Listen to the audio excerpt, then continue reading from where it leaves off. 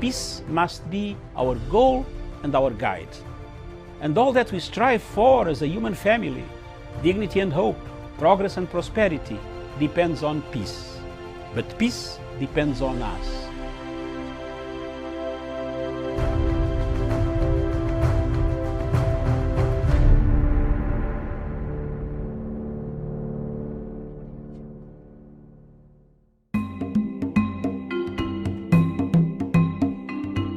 Whoever heeds discipline shows the way to life. But whoever ignores correction leads others astray. That is in the Bible, Proverbs 10-17. The reason I am quoting this verse, fellow Kenyans, is because the figures that we are hearing today are a clear demonstration that things are not getting better. And people who are telling others that things are better are lying to them. And somehow, somewhere along the line, we seem to have come to the conclusion as a society that things have gone back to normal. Today's figures show things are far, far from normal. Things are very challenging. And those who are exhibiting the indiscipline that I've referred to, leading others astray, are becoming a common phenomenon. The government of the Republic of Kenya has made efforts, concerted guidelines, and put it out to the public of the Republic of Kenya and the citizens of Kenya. Looking at the trend of what is happening and the events that are shaping around the modeling and the sample modeling of, and a comparison with other states in the world, globally Kenya has done very well. But there seems to be a culture of sliding back, a culture where people want to go back to their old habits. What destroys such an exercise? What brings it to a situation where people need to understand that it is not gone yet, it is here. The virus is here, is with us, is an invisible enemy. An invisible enemy for the people of Kenya to understand that they must help themselves, not to help the government, but to help themselves to fight the enemy. If we don't unite to fight the enemy, if we slide back to our habits, our behaviors, our eating pattern, our socializing pattern, our praying pattern, our stigma, fear, complacency, impunity. These are the things that are letting down Kenya and most of the parts of Africa. It is therefore my opinion, and our opinion, and the opinion of many other people who are at the forefront in fighting this disease, that the people of Kenya stand firm against the few individuals who are violating the regulations, the guidelines, the restrictions that the government has put in place. Your failure to agree or to abide by these regulations might force the government to take more drastic measures that we might not know because we are not part and parcel of the government. But as the media, we sound what the government has said. Failure to adhere to these principles and guidelines could increase the multiplication or multiply the disease, reproduce the disease in the community.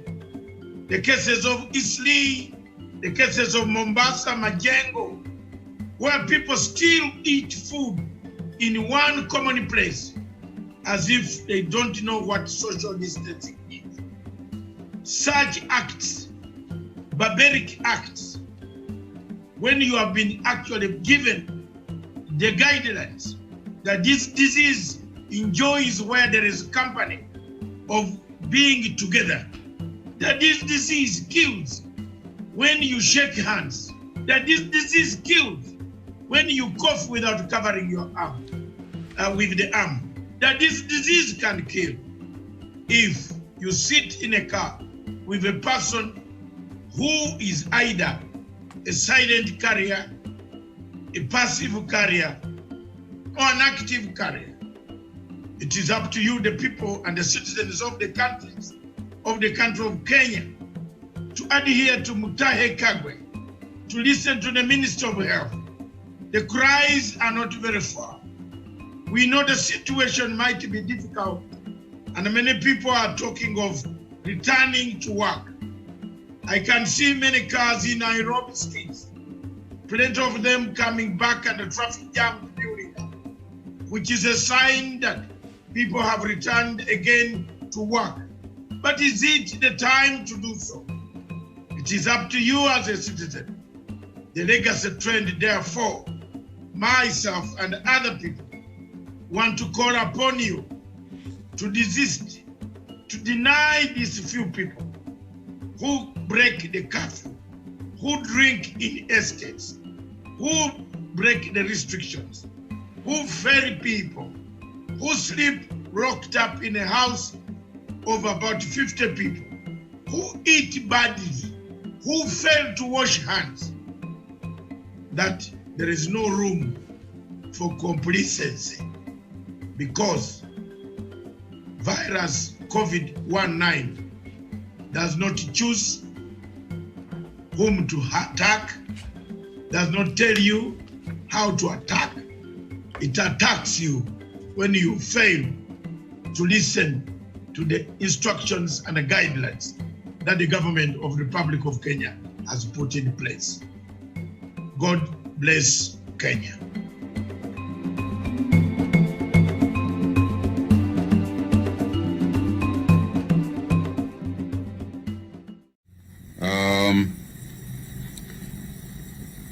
I want to start by thanking you for joining us to this brief for the day. Today, we are opening yet another phase in this fight against this deadly disease.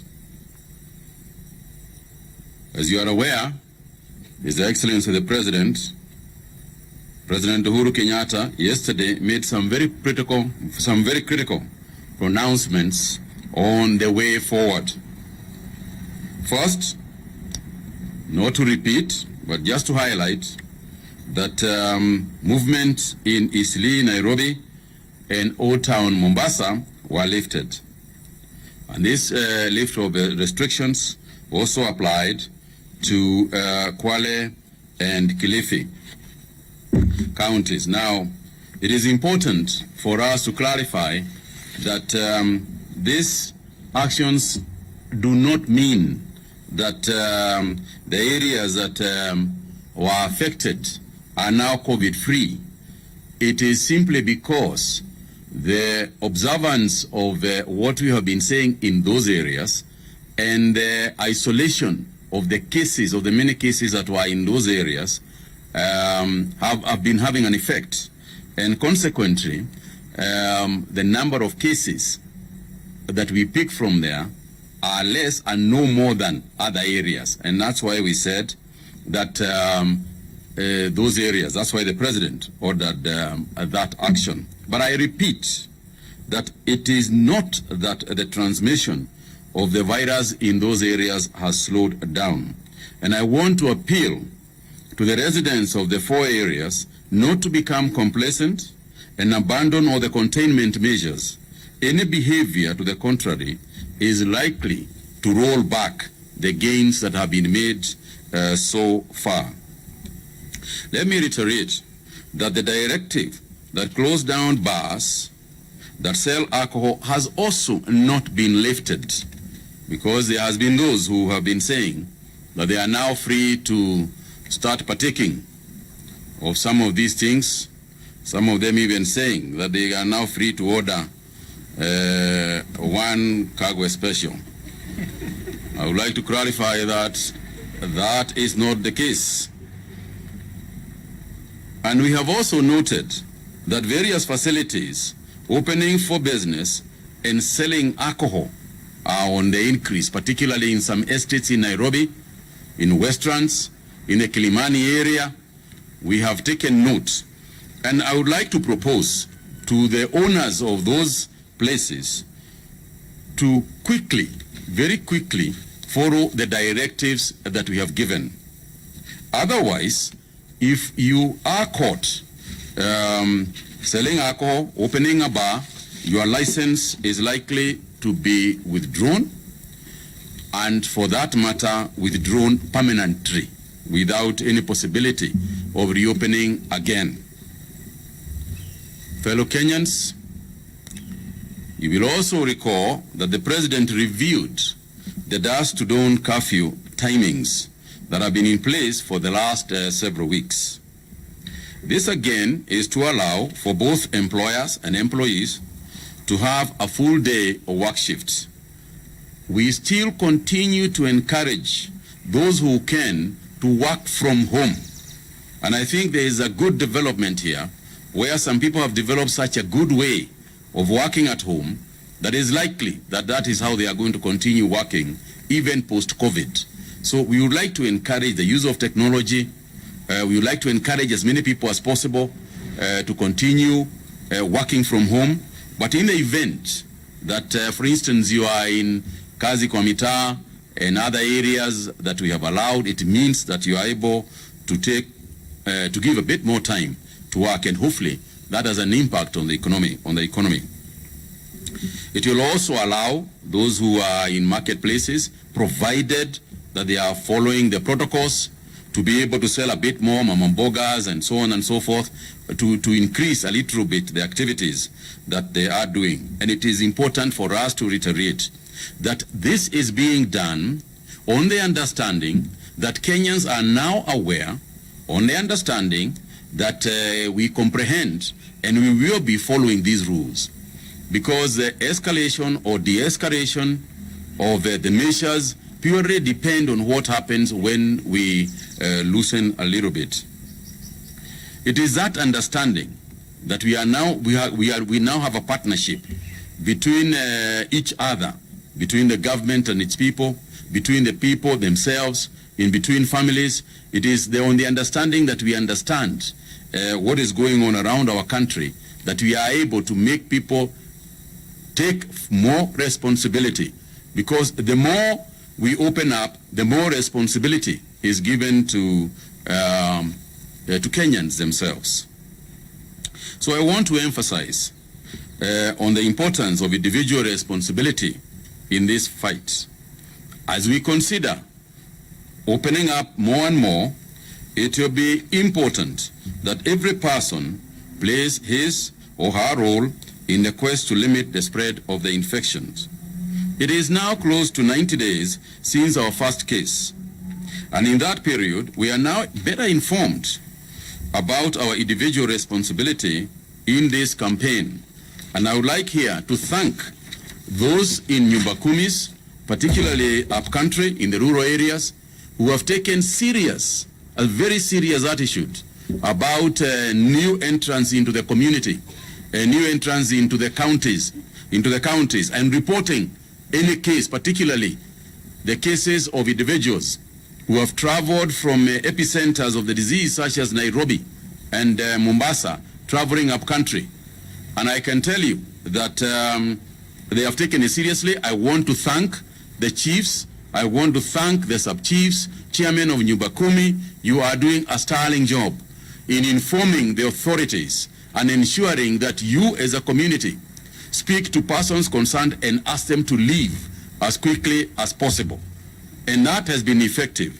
And it is going to be even more effective when we start community health care, community care, and also more effective when we start quarantining in homes. Because it then becomes the responsibility of the Nyumba Kumis, the responsibility of families, the responsibility of sub-chiefs to ensure that those who are self-quarantining do so. It's because there will be those who will do so very effectively and very efficiently, but we are also aware that there are Kenyans who will not do that. So I would like to urge that that be the case. At the same time, His Excellency the President directed that all counties must have at least a 300-bed facility for COVID-19. Now, this doesn't have to be one facility. It can be divided into several facilities, but add up to a minimum of that amount. Now, I would also like to mention that this is a minimum. There are those counties who have already got a higher capacity than this, Mombasa being an example, that has already got more than 300 beds, and you'd like to continue to urge that this be the case. In Nairobi, for example, most of the facilities we have been talking about have been essentially Ministry of Health facilities, as in Bagathi and KU. We now want also to move to county, Nairobi county facilities, including Mama Lucy Hospital, and so on and so forth. So the Nairobi government, the Nairobi health sector, is also been charged with the responsibility of ensuring that through the county health facilities, we also build that capacity over and above the government referral system. So today at our National Emergency Response Committee on Coronavirus, we proposed that the 47 county emergency response committees are to meet very urgently. As you know, they are shared by the governors and the county commissioners, that we urge them to take advantage of a 2-week period. Within the next 2 weeks, we accelerate and ensure that the directive of the minimum 300 beds is achieved, because it is very, very important that we do this. Otherwise, the extension in the time that the president gave, will not mean much. So we must make sure, as you are aware, we have dispatched money to the county governments. Originally, they were struggling. We have dispatched money, and we will continue to support. But I think that the idea of them being ready is crucial in the next phase of the management of this disease. And it becomes important because the numbers are not going down. The numbers are going up. Today, for example, is our highest ever report of 167 positive cases in the country out of some 2,833 samples tested. Now, it is also important for us to understand that this high number is also as a result of extremely targeted testing. When you look at the areas that these numbers come from, you'll see, for instance, there is a huge number from truck drivers in Busia and the other border counties. For instance, Nairobi has 54 cases. Mombasa has 47 cases, while Busia has 28 cases. Now, in the case of Busia, we realize that these are essentially truck drivers, but we are also going to have government direct intervention in the Busia County because of the rising numbers that they have got there. But even the other counties are also increasing in numbers, including counties like Kiambu, now growing at 14 new cases. Uasin Gishu with some 11 cases. At the Uasin Gishu, the 11 cases come from Soy. Soy has got 5, Tabo 3, and there is a case from Kapseret, from cases. So it's spreading in the counties, and this is why it is so critical that we ensure that counties begin to take responsibility. I think the test of a devolved system is going to be now, whether indeed devolution is going to work, whether indeed health as a devolved function is what it should be.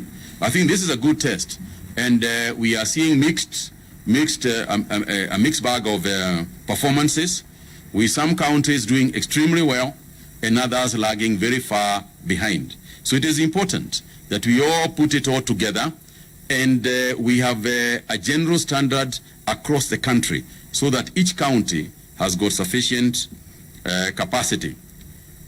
In gender terms, we still continue to observe that the male gender is taking a huge percentage of these things, of these positives. I think more so because, for instance, when you look at truck drivers, almost all of them are male. And therefore today, we have got a situation where 125 of the positive cases are male and 42 are female. Again, the reason why we keep on saying that those who are unwell, must quarantine themselves is because when you think about it, today, for instance, we have an 11-month-old baby who has turned positive. In terms of discharges, today we have also discharged some 46 patients, which is a good number for discharge, but I wish we were discharging as many as we are bringing in, which brings the number of recoveries now to 752. Sadly, we also lost one person, bringing the total of fatalities to 84. Fellow Kenyans, as we continue to combat COVID-19, I wish also to acknowledge the long-standing partnership between civil society, professional organizations, media, development partners, with the Ministry of Health against fighting another case and another serious disease in our country, which is cancer. Today, we celebrate the National Cancer Survivors Day, an annual event held globally to honor cancer survivors and to show that indeed life after cancer diagnosis is possible and can be fruitful, rewarding, and inspiring.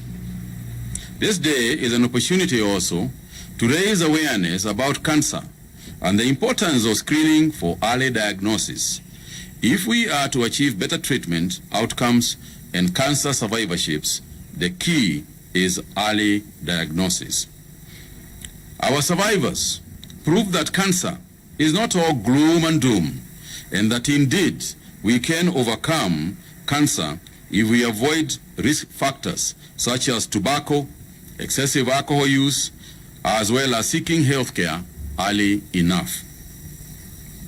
As we celebrate life, we will continue to engage in addressing the ongoing challenges of cancer survivorship to promote resources, research, and legislation that will improve cancer survivors' quality of life in line with the universal health coverage agenda. In conclusion, let me repeat my appeal. We must be vigilant.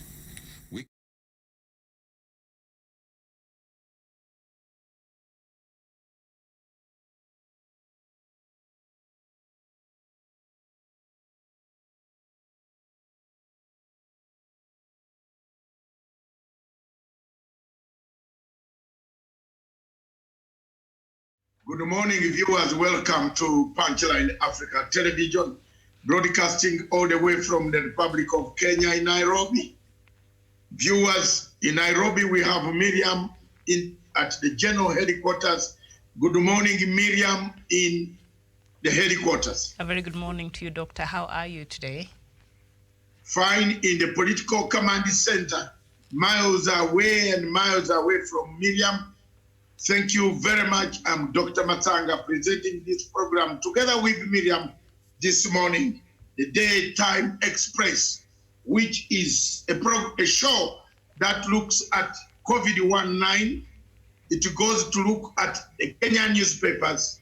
And today our topical discussion, or the topic of discussion is, or we are going to look at the African customs, traditions, versus the church. Because we have a lot of controversy. Viewers ranging from our deputy president went for a traditional ceremony and it turned out to be a condemnation. Is it a ritual? Is it an African culture? Is it a tradition? Is it a customs versus the church? And therefore, I've written extensively this morning, quoting a case in Kenya in 1993 of Musikari Kombo versus the state and others. If you can look at that case, I am a conflict resolution expert. And DP, don't hate me, because at times I tell you things that could help you. You poke nose in so many things. That's the problem you have. You did not steal the money of Kemerara Dam, but you just came in and to say, it is 21 billion, not 7 billion, not. You were not concerned.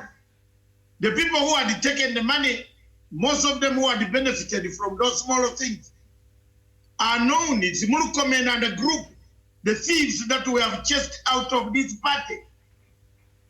The people who are doing deals. So the DP came in, he said he was going on his way, and then he decided to come back to get crushed. Then he brought himself a bad name, Mr. Jupiter President Baba Skia, this ugly face, this Ugandan ugly face. Sina ubaya, mina sema ya haki every day. Don't poke nose in things which don't concern you. If they have arrested people in the tribe, it is not you arrested. It is not you arrested. They have stolen. Leave them to carry their crosses. Your Excellency, leave them to carry their cross. Unaona sasa the DPP has exonerated you.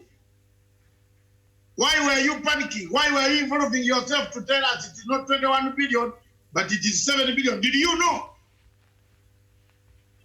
Did you know? Now you can see. So these are some of the things that I always say. I am older. I came out of this mother's womb much earlier. And I have seen quite a lot of things on this planet Earth, including praying the Bible for 50 years. Yes, when I started knowing how to read it properly and interpret St. Luke, ekitabo cha Luka, cha Maka, ebitabo ebyo byonna mu Luganda nabisoma nembimaliriza nensomera ddala ne commandments 10.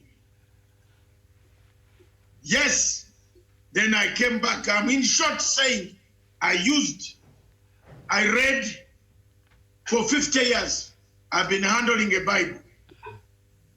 And therefore I don't, hakuna kubabaika. Even when I'm faced with the biggest problem, my Bible for 42 years is always inside. That my father said, this Bible, bought it long time ago, but you have it. After seeing that I was one of the best men leading prayers, before we hammered that loaf in the morning.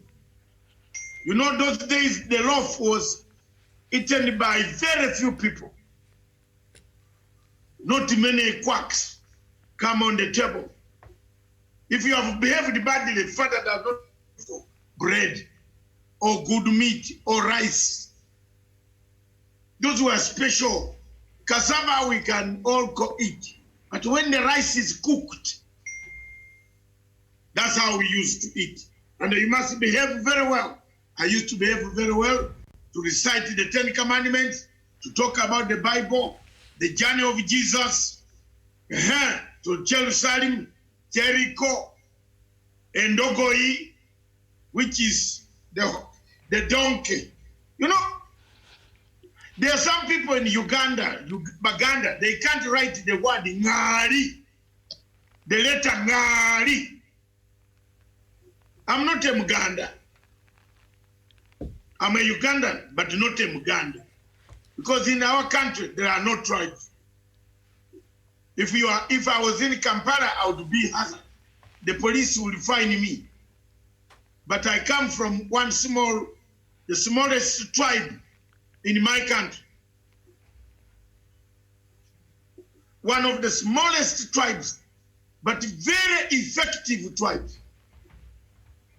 If it doesn't like you in the leadership of Uganda, you don't stay.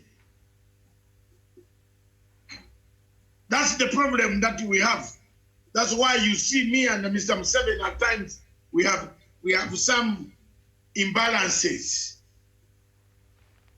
Yes, because I'm in that smaller tribe, very powerful, small, but very powerful. And that tribe was split all over, it is all over Kenya. They left us, then they left us the kingdom. I'm from that kingdom. But let me tell you, I want to pray for our kingdom leader, and I want all lawyers in Kenya at the moment to pray for the kingdom.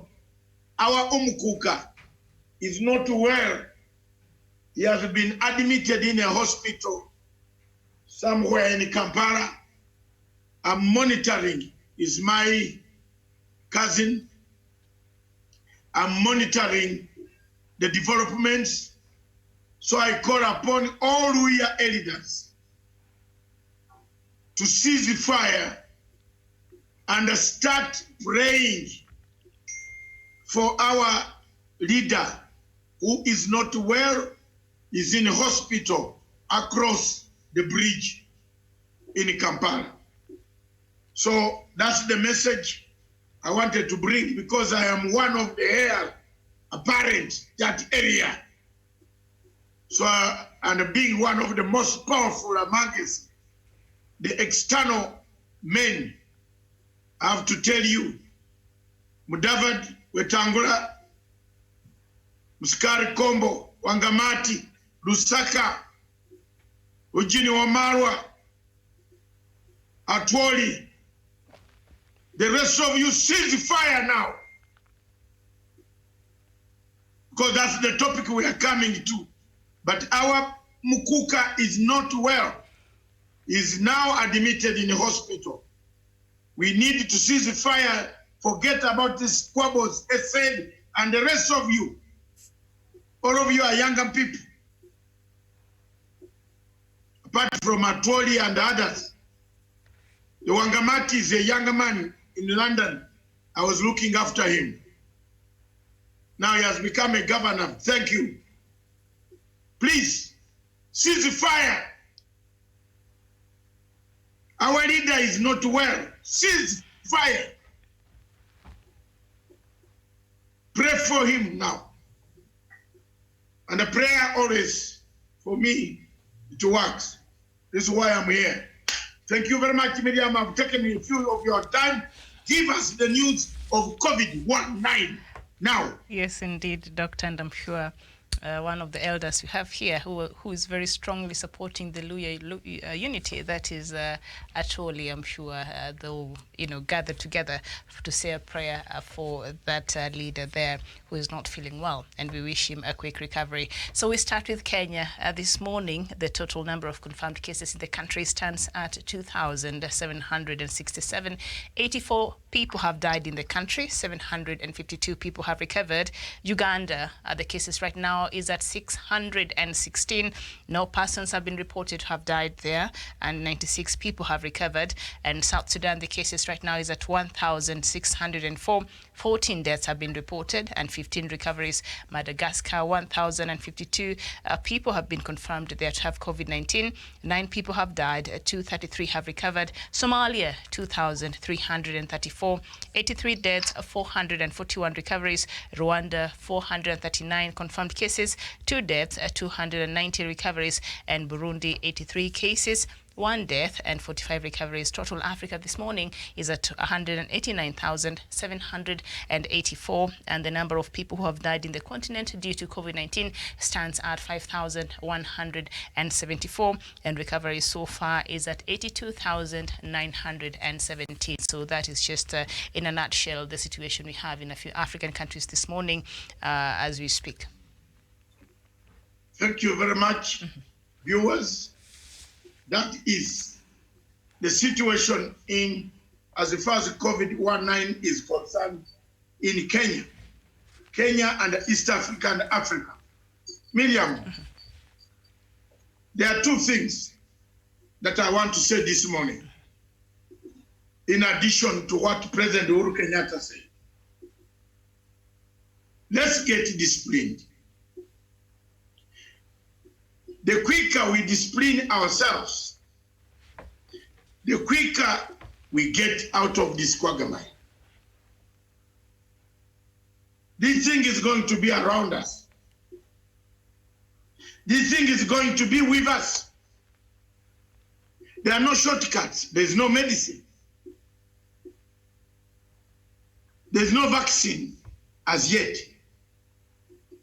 I've explained to all of you how some of us healed our own daughters without a single tablet.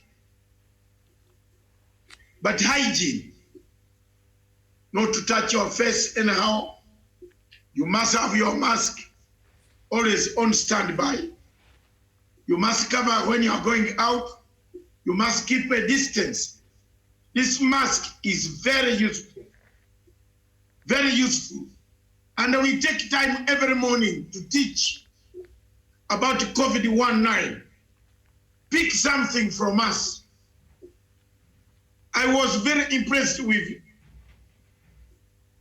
one man called Governor Hassan Joho. He has started telling people what to eat. Nutritional.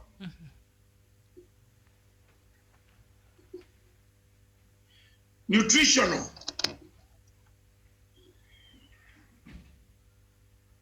I don't know whether my shot is now okay. Now it is a bit of headroom. Yes. Or the headroom is this. That is perfect. That is perfect. Thank you.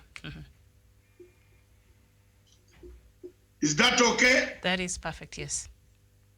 Thank you very much.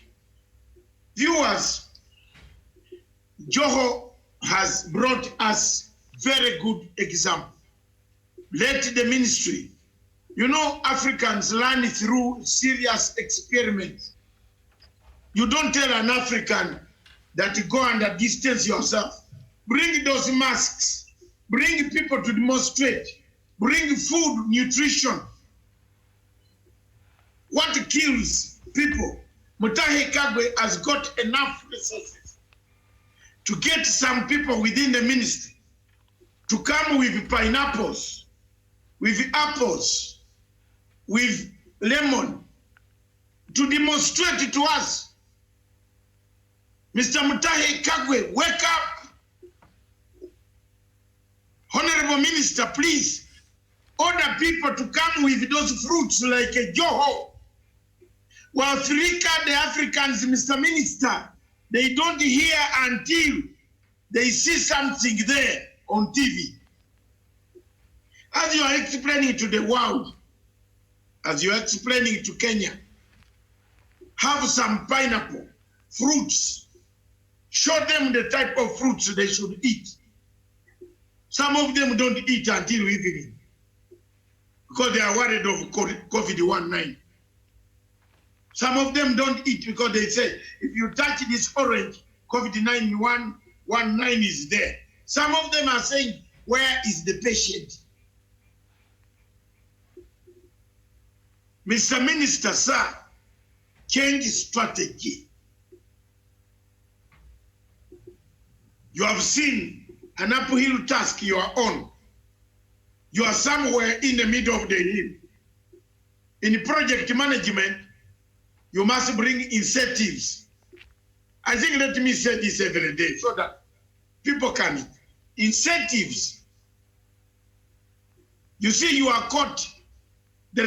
You are caught because all of you thought that everything was all right in Homa Bay. All of you thought everything was right in Siaya. All of you thought everything is right in Laikipia.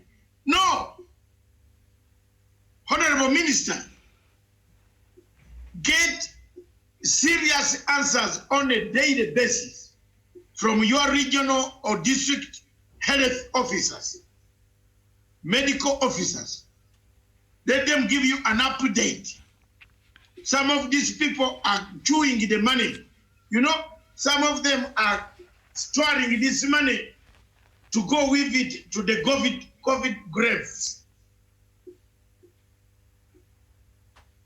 So if the Honorable Minister, the CS for Health, is not careful,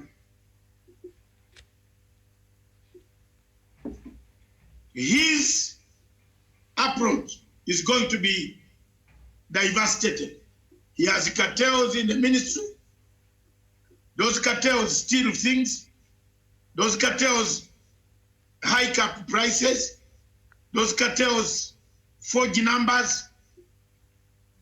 The other people don't do their work properly. They are out to frustrate him. Because in Africa, people don't only eat words. They ask you, why are you wearing this blouse or this sweater? Do you have money like Bill Gates? Miriam, it is true in Africa. Forget about the jokes that you and I make. But there are people, if you go with this sweater in town, he will stand in the front of you, say, David, that sweater is not worn by very many people. You must be having money like a Bill Gates. So people in Africa believe in these things. Yes, Miriam. All right. Yes, indeed. And we see on the front pages there of the Standard newspaper, before we get to the main headline there, the new Uhuru, which I think is quite interesting, Doctor, and we're going to have a good time discussing this headline. But down there, only 10 beds, Siaya governor faces reality. They say their preparedness. Kenya's coronavirus ill preparedness exposed as country records its highest daily number yet. We saw yesterday the country recorded its highest number since this coronavirus came to Kenya, with 167 cases having been reported, and 84 people right now, as you said, they have died, and so far there has been 97,340. That is the total of number of tests that have been carried out here in the country, just slightly less than 100,000 there. So all this time that the Minister of Health, and Doctor, that you've rightfully said it, CS Kagwe perhaps thought, he said the counties should prepare. Apparently the counties have not prepared enough. They're not, the preparedness is not there. Like a country like Siaya, we saw that, and the government requires every county to have at least 30 beds, even if it's not in one hospital, but spread across the counties, so that just in case there's an upsurge, then they're capable of taking care of it. But from what we're seeing now in Siaya, and I'm very sure in other places, there is that lack of preparedness. What can the Minister of Health do to ensure that these counties are well prepared when it comes to, COVID-19? First of all,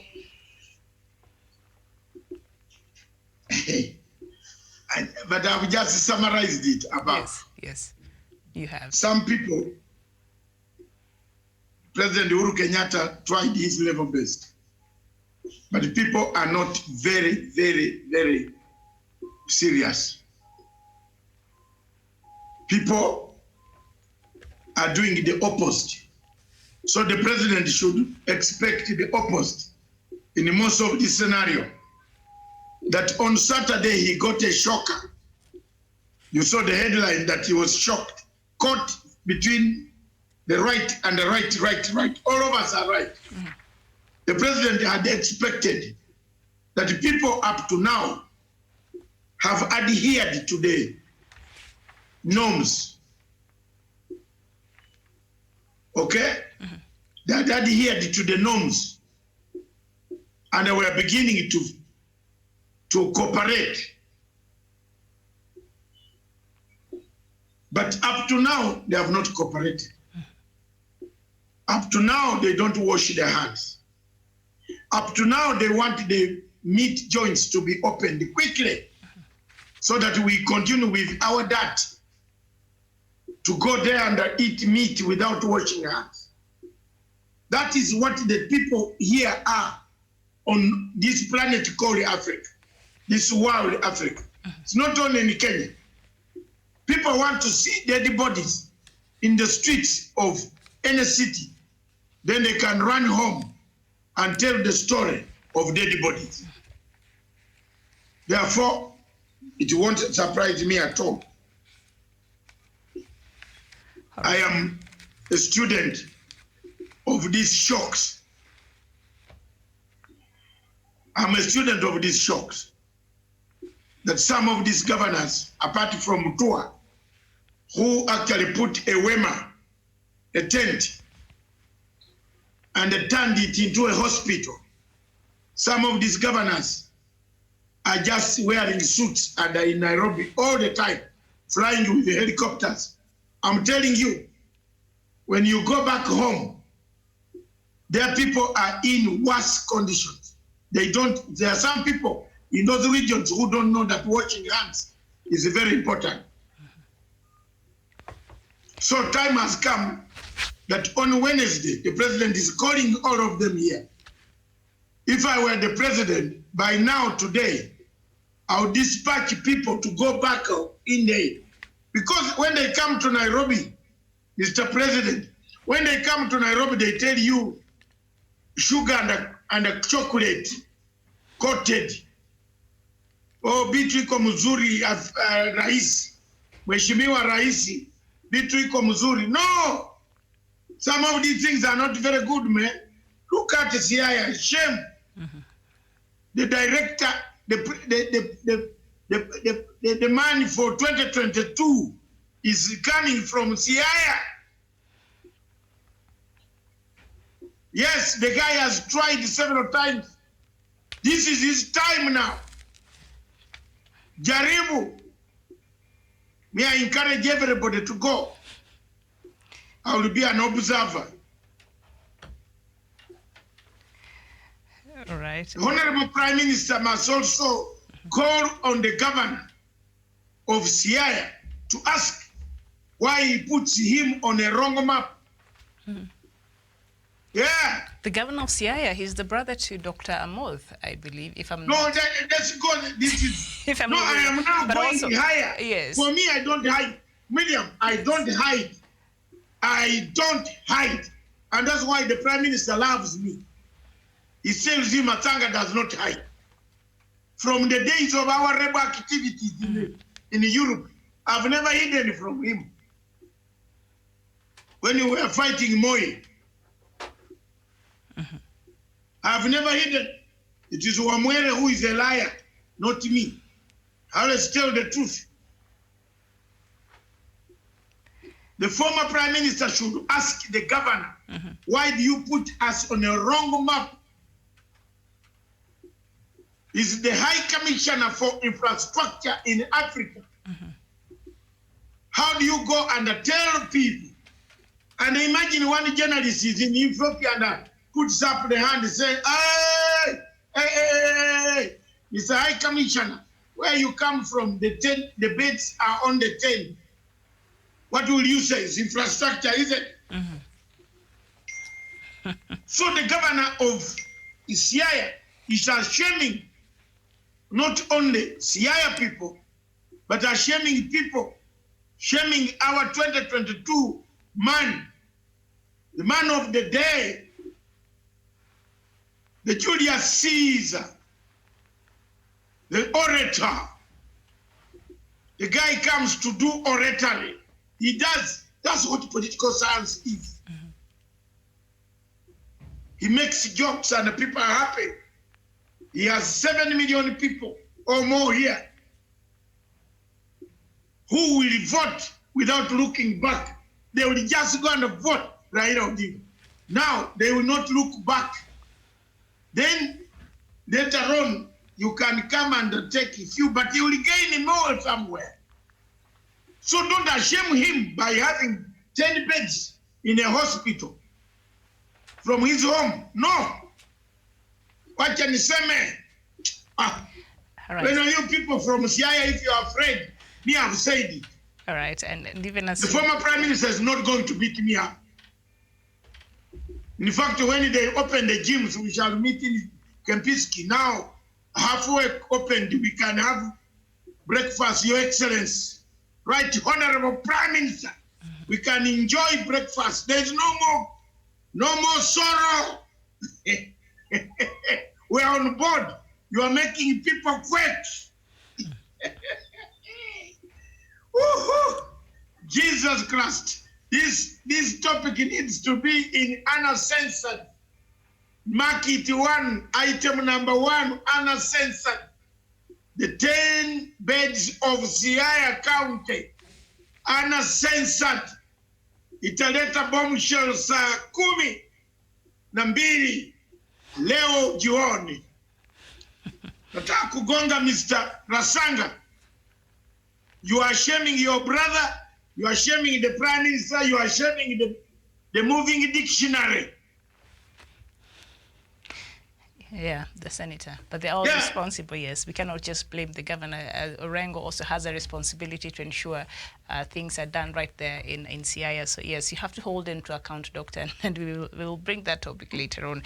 But now, I see here COVID-19 patients could soon start getting released to go and get home-based care after 10 days in institutionalized isolation, home-based care. Now, Acting Health Director Patrick Amoth yesterday said the step is one of the guidelines issued by the World Health Organization on early release of COVID-19 positive patients from the clinical care pathway. Now, he says World Health Organization reviewed data from other centers and now indicates that after the 10th day, even if you continue to spread the virus, those are likely to be to break down products of the virus that are not infectious. So they're saying if you've been in isolation for 10 days, after 10 days, you're not able to pass that virus to other people. Is that something that we should celebrate now? And maybe that will see a lot of people released from these quarantine centers that we've been having across the country.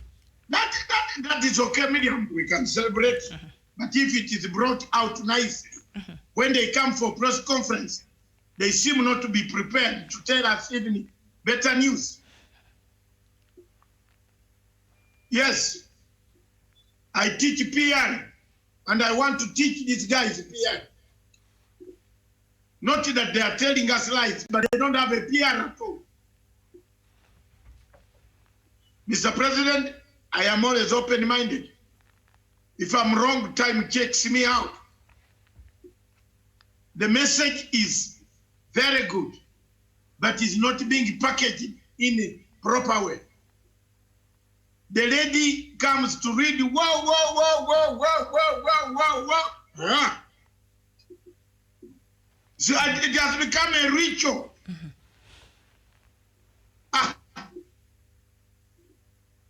Change tactics.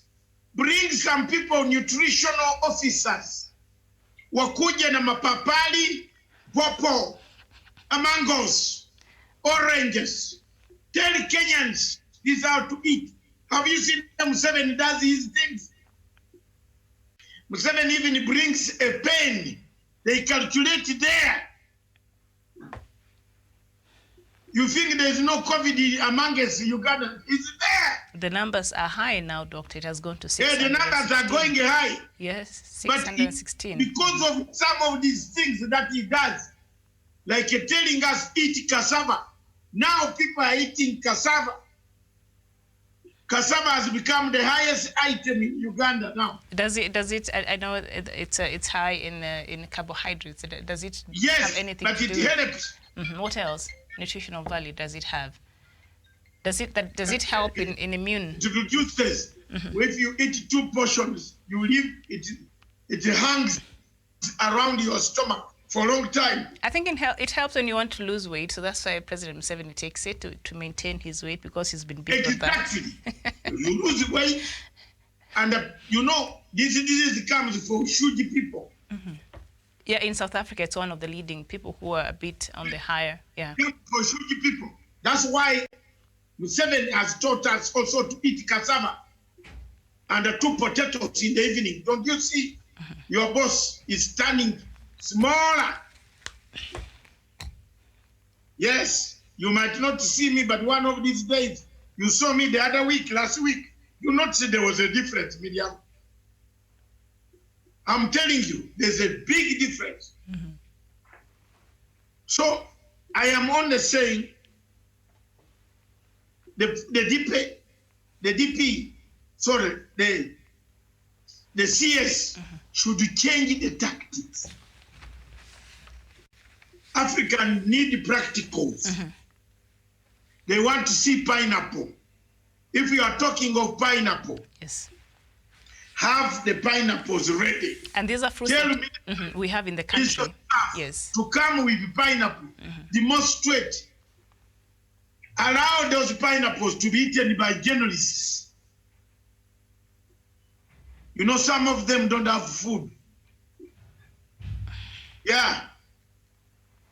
You have been told to go very early in the morning with a camera, no breakfast. You wait there from 2, you assembling your, leave some of those fruits. That's why they will go back and write a very good story. But you are leaving everybody, even the journalists themselves, are hungry. They're human beings. I have studied that relationship, that social mobility. Miriam, what haven't I tested on study in this world? Social relationship. Those journalists asking you questions, they know you eat. You eat very well, like Francis Kachuri of Citizen. He always knows when you meet him, the first thing he asks you, Sasa, I was with him in ICC. Those are the questions he asks. Sasa Mapanga. That is a greeting, no? That is a greeting here. When somebody says Sasa, you're supposed to say Poa, as in how are you, in a slang way. Okay. That is the greeting in Kenya is what? Sasa. Yeah, for the younger generation. Yeah. You say Poa. Sasa. Dr. Sasa. Wasema Poa. But now, Doctor. What Miriam, only honesty state, then you follow with which ones? I don't know. I don't speak Sheng, so I'm not very good. But Sasa is usually just a hello, a casual hello. Yeah. Unless there's a Sasa, there's what they mean. Sasa means something. Yeah. I don't know. Man does not live, and you come to lecture to the journalists. They will always find a way. Yes. To bring you down. So they'll ask Sasa. Yes. You just say Poa and so they go. What you can do, Poa, Poa pineapples. You give them the pineapples, yeah. Yeah, give them popo. Tea. Some tea. That you know that arrangement of the press conference calling people. Some of them, their mouths are very dry, the lips are white. Doctor. Please. No, please, maybe let me say this so that Miriam. They need them lip balm if their lips are dry. That's what they need, and some pineapple, I believe. Okay, let me keep quiet. From Del Monte. But you're right, because these are fruits we have in the country, so people should be encouraged because the fruits and vegetables, they build your immune system. So I think that is important. Even as the Ministry of Health come there to give the daily updates, to encourage Kenyans to start eating more of this, because these are things that are readily available in the country. So, Doctor, I understand what you're saying. Now, Sasa. Sasa 20 was the standard. I am just saying, so that Mutahi Kagwe can bring fruits like a governor. Mombasa governor is controlling that disease. It would have been worse. Yes, he's really tried. We all have to. Coastal towns. If all I want to give Joho, comrade Joho, let somebody give you this clip. You are doing wonders, and I continue doing that. You see the city of Alexandria in Egypt. You see the city of Durban, Elizabeth, Maputo, Cape Town, Mama, Tunisia, Algeria, Mama, Lagos, Rwanda, Kinshasa. These cities have something dangerous. The disease, look at Djibouti, Wagwan. The figures in Djibouti worry you. So I want to thank the governor of Mombasa. Keep up doing what you are doing. Leta nanasi, leta popos, leta michungwa, leta tangerine. Kila kitu yote ikuwe hapo while you are talking press conference. Watu warudi nyumbani waanze kukula hiyo bibi. Yes. Governor Song Joho, you are doing a great job. Keep this disease checked. They fear alcohol. They fear anything that smells, that disease. They fear anything.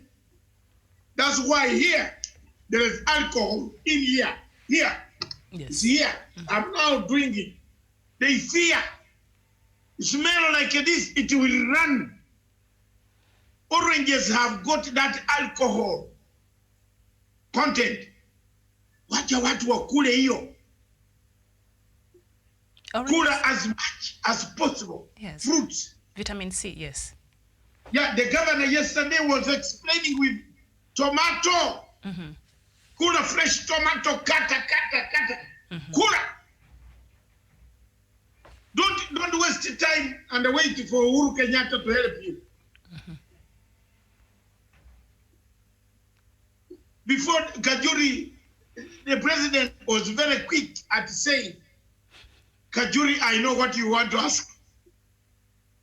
You saw that? Yes, Kajuri, yes. I saw that. I am not bad love. My analysis is socially.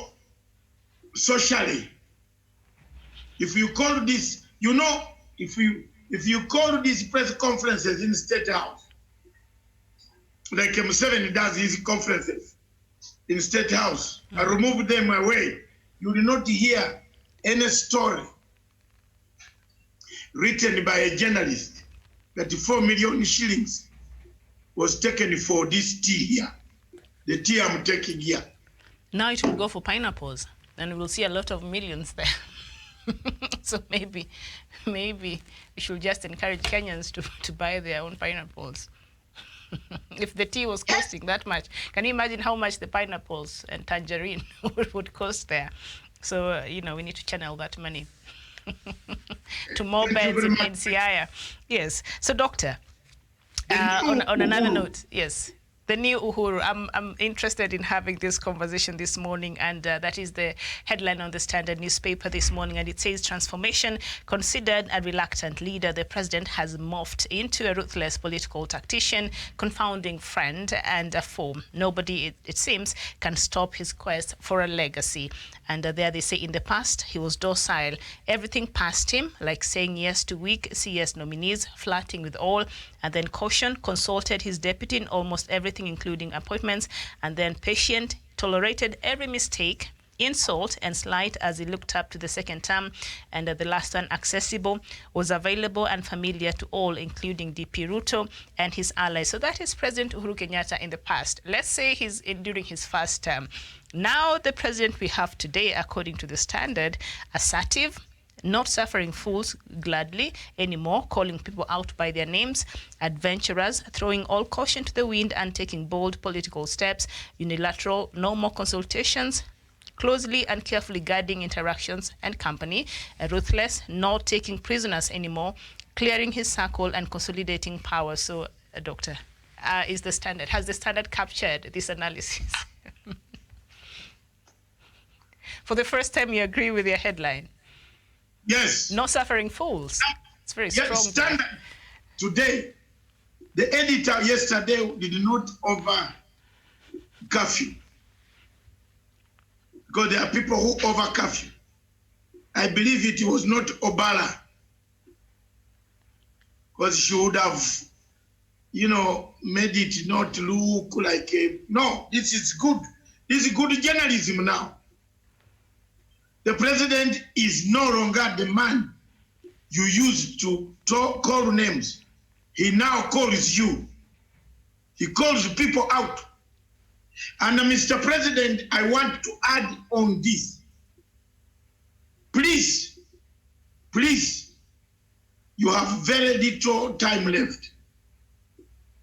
Don't slacken. Don't slacken back. They have spoiled your name. They have belittled your name. They have paid the people to write bad things about you.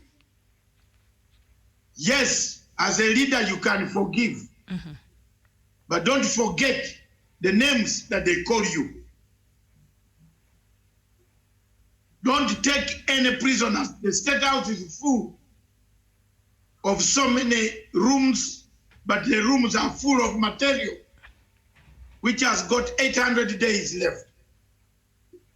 So you want your programs to work. The president wants his programs to work. You can go to hell, talk to Angel Gabriel. You can go to rituals. You can go to African tradition. You can go and pray for everything. But leave the president to do his work. You can even go and fall in the river like John was baptizing people to show that you are really a good politician, a good savior. You can even lie down and the tractor walks over you to show that you are good in association with the farmers. You can even eat raw maize to show that you are closer to the people. But leave the president to do his last 800 days. His legacy. Get an economic, what do we call an economic cabinet. A small cabinet of trusted people, or people who are coming to help you, not those who are coming to destroy you. I want to take this opportunity also through this point to say the following. We, some of us, never said the deputy president stole money from Cameroon, Emerald. And I want to correct this version. If there are people who accused him, we are not investigators. We have never investigated the deputy president. But journalists picked from what a self-inflicted wound of the deputy president. From nowhere, His Excellency the Deputy arrived in the scene of Kimerero and Eroro dams. He said, and I repeat, it's not 21 billion, but 7 billion lost. We have nobody said the deputy president took the money. We don't know if he got it quietly. It's not our problem. If it came through osmosis, it's not our problem. If it passed through relatives, it's not our problem. The problem is a self-inflicted wound of His Excellency the Deputy President. He always suffers self-inflicted wounds because of Murukomen, Kindiki, and Susan Gihika. Today, I want to tell you the truth. Part of why people were hitting the deputy president is because of Murukomen. The behavior of the senator of Elengoya Marakwet, whose dams the money got lost, made people to hit the deputy president. That's point number one. Point number two, because the DPP has talked about it, we must correct the version and apologize where we make the mistake. We say it. The DPP is a legal man. He's not a political witch hunter. And I want to thank my son. Yes. Because I'm about, Mzee beats me with 10 years. Yeah. When he was going to Cardiff, I saw him in the Victoria station. Hey, I want to say thank you for saying this. Yeah, that's nice. Openly, you're a legal man. You fly on legality. But the problem of the DP is self-injured, inflicted wounds, and he brings the knife. You know the knife is going that way. He brings it, hit me because of this Murkomen. Deputy President, if you don't get rid of Murkomen away from your camp, let him do other things. This man wanted you to be jailed in the ICC, and you still carry him on board. Me, I don't hide facts, you know. People who wanted you to be jailed are the ones you have brought closer to yourself, causing you trouble. At least Itumbi, I have no problem with him because I took him to the ICC for the first time in a plane and I showed him how they use cutlery on a plane. That one, he can say it because he went, he did, he tried with us. We did it. We did not know that DP will become a DP. But in Murkomen sat down and wrote evidence to incriminate the DP. And today, the DP is happy, sharing everything. Tomorrow, these guys will say, we don't know you. That's point number one. Because the DPP has said it, we better also clean our... I can see Mutahi Mwinyi has apologized. I also want to say my stand. Mine is very simple. I stood by the involvement of you telling us that it was not 21 billion, but it was 7. So that is where we as laymen say, if it is 7, where is it?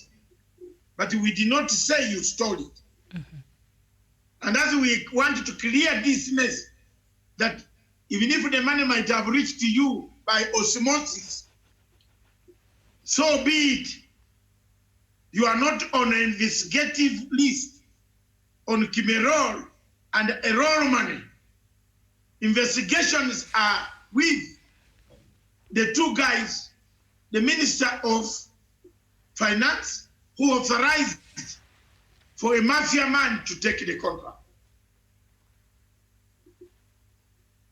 I hope I have made our position clear. We have no problem with anybody.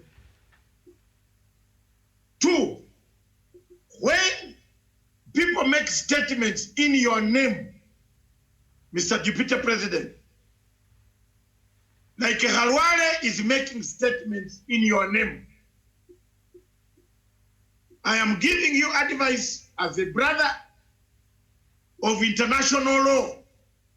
Leave Karim. Karim is youth, small man, studied on the law, English law. International law is very dangerous. The people who are against you are making those statements. They will use them against you in the future. It is better for you to denounce some of the statements that have been made by your people who claim.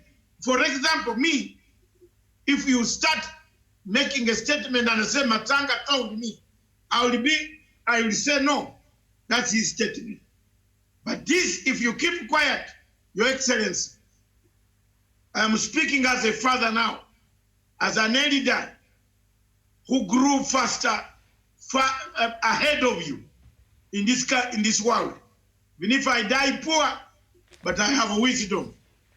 Denounce this type of people. If you don't say, I don't know that statement, people come and insult the president in your presence. They insult the president in your presence. Your Excellency, people insult your president, your leader, Mr. Deputy President, they insult your leader in your presence in a fundraising in a church. They are belittling your president and you are watching. Iyo kata. Utaona mzuri sana. Resi ya 2022 itakuwa mzuri. Ogwambo ako ndani. Yes, I talk the truth. That is the two-man race. Ogwambo ako ndani hapo. Whoever wins is good for me as an observer. We want peace. We want to help Kenyatta to have a united Kenya. A Kenya with unity of purpose. A nation united for a vision 2030. A vision of peace. A nation without disagreements. A nation that does not bleed during elections. That's what the president wants, a legacy. But if you start injuring the president's legacy here, we shall also injure you in the process politically. Yes. That's why president is people. Those who like him will politically also kupaka wewe matopi. Lakini kama unatoka kwa hawa watu, hakuna mtu atakupaka matopi. I think my Kiswahili is good now. Utapakwa matopi if you follow Murkomen. Wacha yeye akuwe na mambo yake. Mekwambia aliandika 42 pages to take you to prison. Mwingine is Moses Kuria. Alinunua witnesses to fix you. Bado unatembea naye kwa helikopter. Mnasema unataka kuzungumza na hawa watukane president. Aya. Ndugu yangu, remember Sheraton Hotel in The Hague. Remember what I told you. Don't say I did not tell you. Watch out for these guys. Some of them will say we don't know. Harwale is inciting people using your name. Tomorrow, this is going to be on record.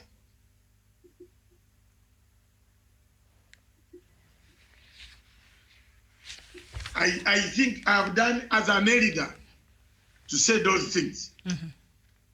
So when it comes, let me use this opportunity so that I leave you to go and apply for our next show. All right, all right. Customs, traditions, and Christianity play a big role in our lifetime saving, soul, stress management. But once a custom becomes political, once a tradition becomes political, then it is not a tradition. It becomes a political tool.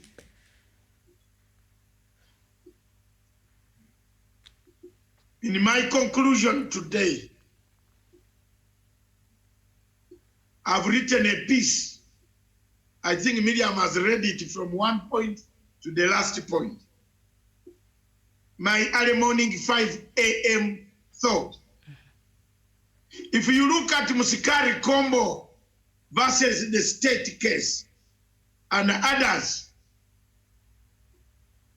where there was a confusion between a ritual, a sacrifice, a political ritual, a traditional ritual. Justice Okubusi and other judges ruled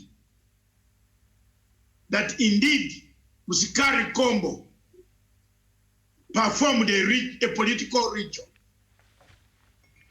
thereby denying other contestants in the rest for Webuye constituency. You remember in 1972, we used the Webuye, no, 78, we used the Webuye as a military base to spring to strike Amin across in Tororo. So I know that place.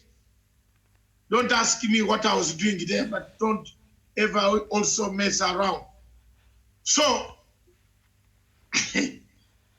Webuye, the case of Okubusi, in 1994, Justice Okubusi of the High Court of the Republic of Kenya agreed with the petition that indeed Musikari Kombo performed a political ritual, which disadvantaged the other contestants in the race. So I want to leave it to you.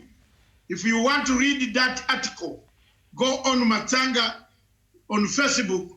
It is very well written in nice English, simple. No big words of Tom or PLO Lumumba. No, I don't do that. I spare those for my bedroom. Mine, I do PR, public relations, public mass communication. You don't say big words.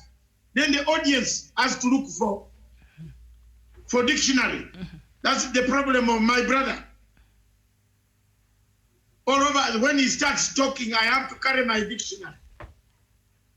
It's very dangerous. It's called mass jargon. Communication. Yes, it's very different. He uses a lot of jargon, and when you're mass communicating, you have to be effective. So when you use as simpler as possible words that people can understand, then you are an effective communicator. Miriam, thank you. I am telling you, mass communication. Yes, it's different from political rhetoric and jargons. Very well. And the jargons spilling to be told you are all right.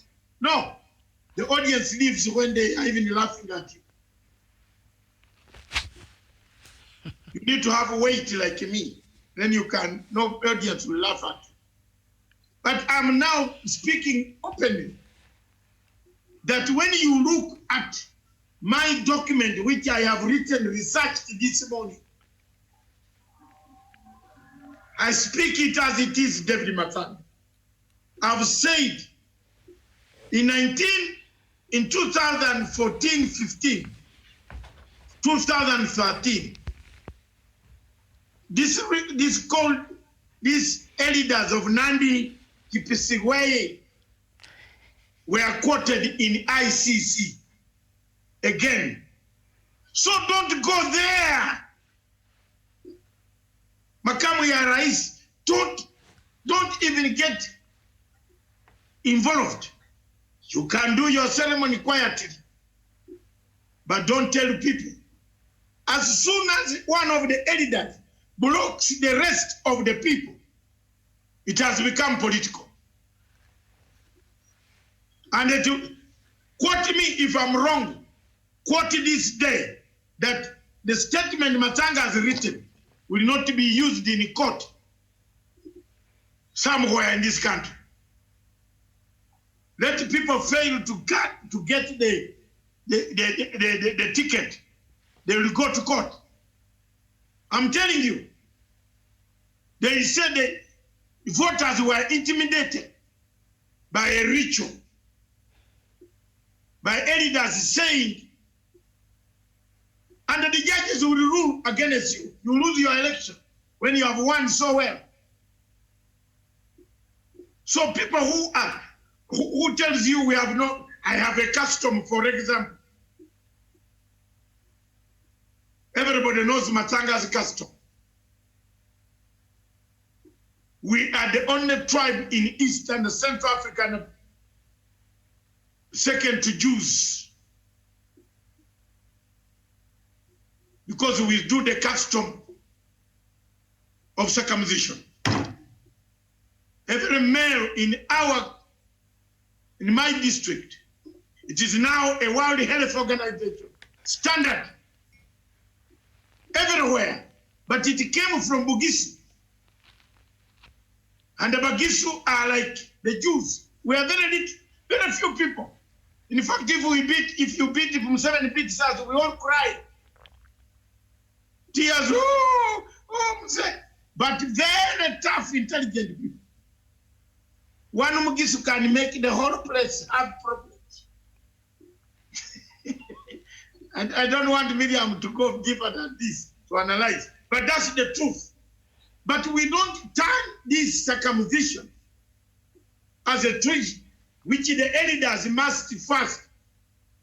Next month, all this Musikari Kombo, all this, even Musalia Mudavadi, if Corona is not yet done, they will be on Zoom to get permission.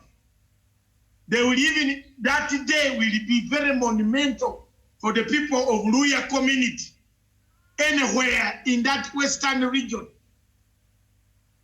When we go to my shrine, which is the shrine in Mbale, to get permission for any male who is a Luya, who does not do the process, and who does it outside. Children might start not talking. Some have limbs, this. It's like a curse.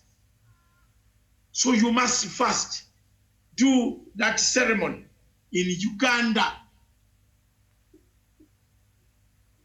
Then they spreads all this Musikari Kombo, Eugene, Lusaka, Mayor, Nani, all these powerful suits of Luya. If Corona is finished, they will be in Mbale, meeting President Museveni at that function, that day. All the way from Butere, all the way from Mudavadi, Vihiga, all of them look that same. So it is a custom. But when you turn it into a political tool and say, Matsanga, if nobody gives Matsanga power, we have not chosen anybody else. That is now different.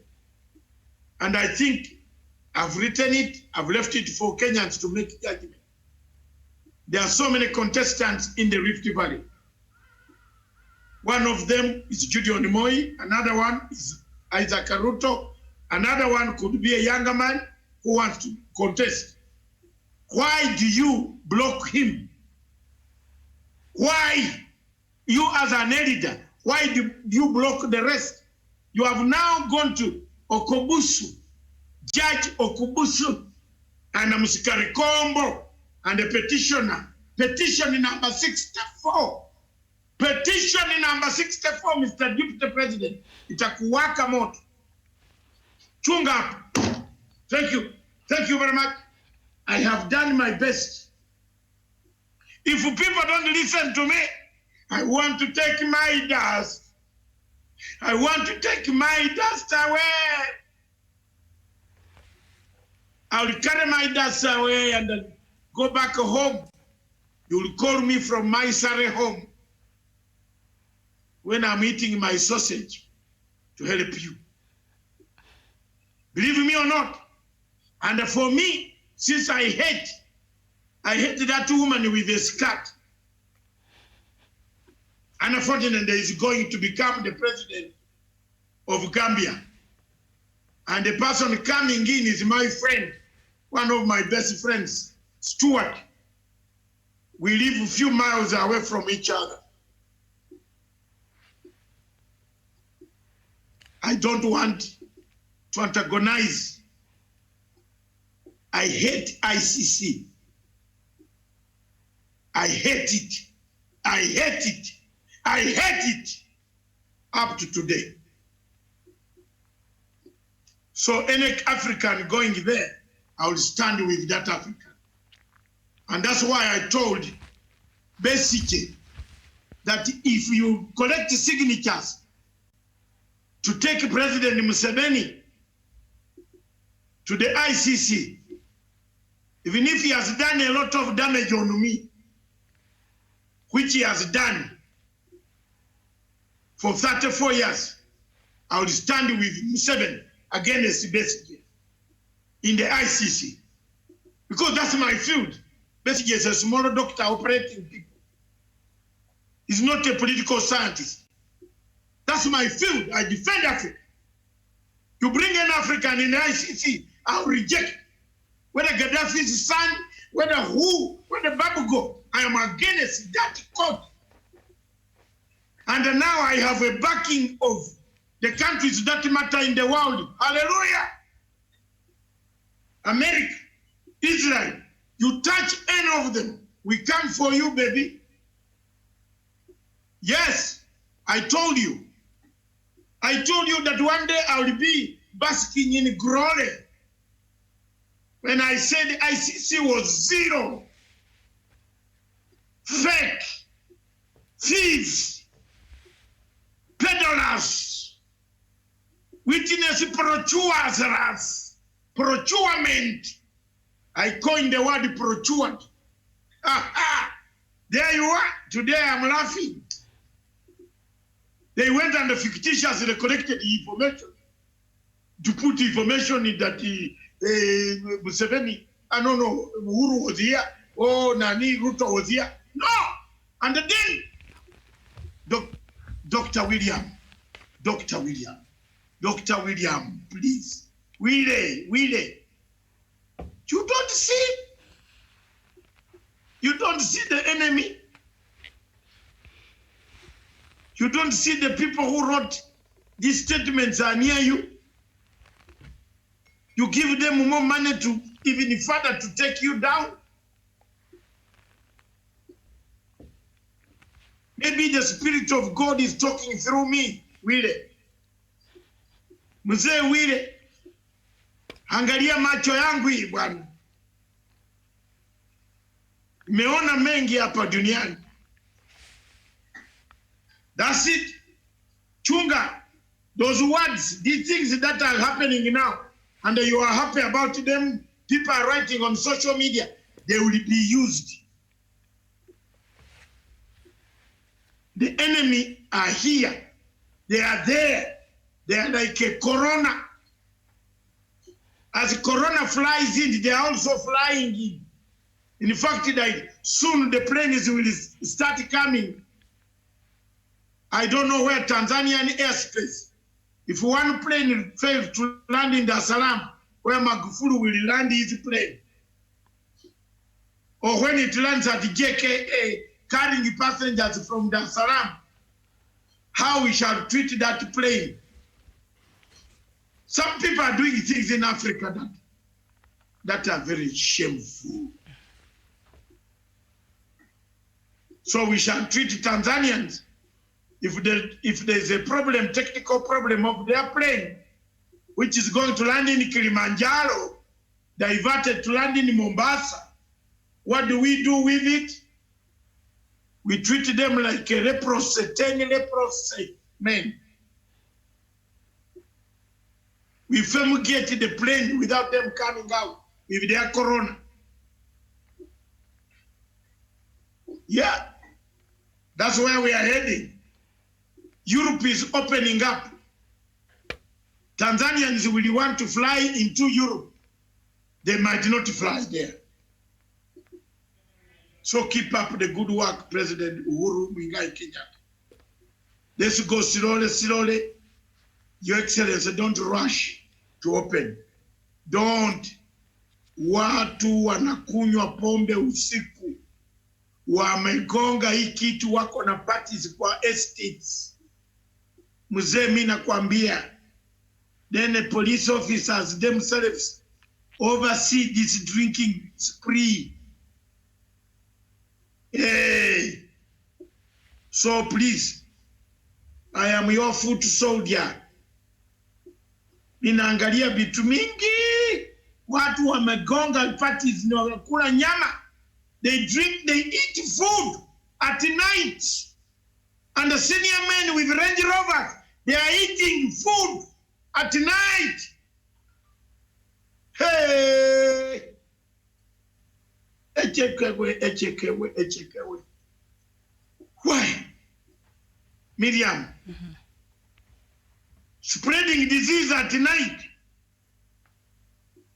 Someone is calling you at 10 o'clock that come and eat meat.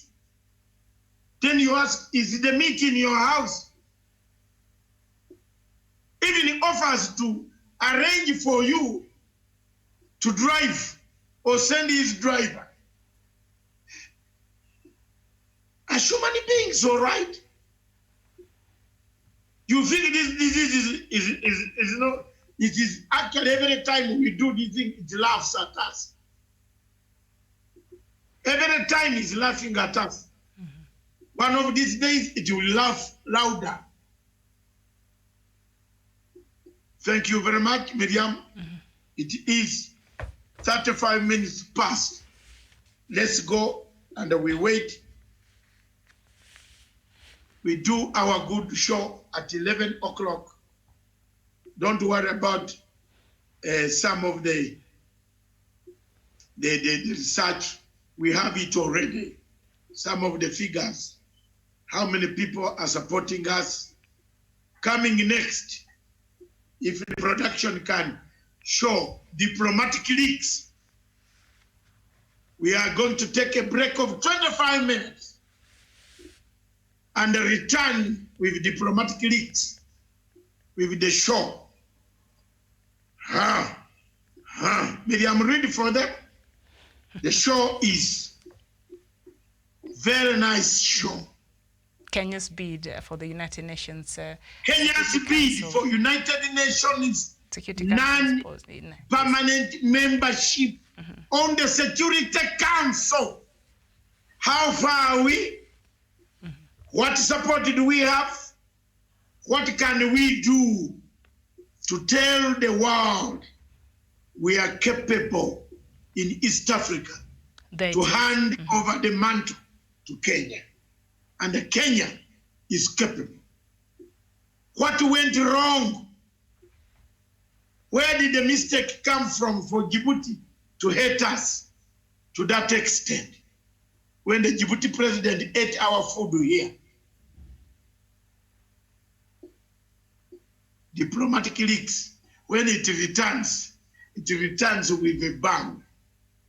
And believe me or not, on that one, you can't beat Dr. Masaka. You have to listen to his views. Keep on watching. Wachana TV zile zinasema mambo papa. Tuko hapa. We are not commercial. We are community. We serve community. Soon we shall put a line for the community to help us to sustain ourselves. Am I wrong, Miriam? We serve community. We are not commercial. Our television is a community related. It talks about community issues. When we created it 4 years ago, some people were laughing at us that the people are online. Now everybody is online. Everybody. I saw KTN cutting some corners, they are now online full time. I told you, you have to be proud to create something that is copied by very many people. And that is greatness, Miriam. Leave students, remember you, that, oh, that was my teacher. Very good teacher. I can still remember the name of my RE teacher called Mr. Tumutumu. He told me one thing. That is 1974. He said, necessity has no law. Up to now, I've crammed. I got that thing in the head, everything. And then he went to give an exam. And then, believe me or not, the East African Certificate of Education, they sent the same question that explained that parable. What does it mean? Oh, niligonga religious knowledge, distinction 2. My father was not wrong. When he looked at that distinction, he said, you are fit to be in Mukono Bishop Taka College. You could be a good bishop in the future. Thank you very much, viewers. God bless you, Miriam. I can talk and talk and talk until tomorrow. If you don't cut me short, yes, I'll always go on. But thank you very much, yes, for your company. All right. Thank you too, Doctor. We see you at 11, our viewers. Bye-bye for now. Good.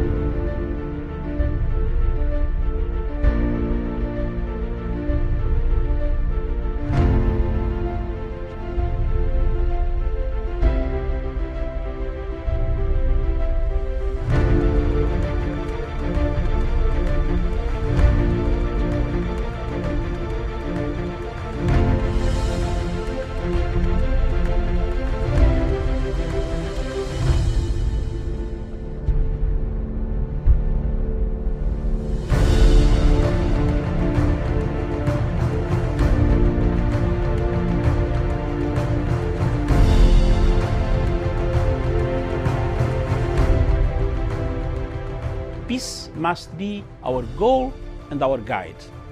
And all that we strive for as a human family, dignity and hope, progress and prosperity, depends on peace. But peace depends on us.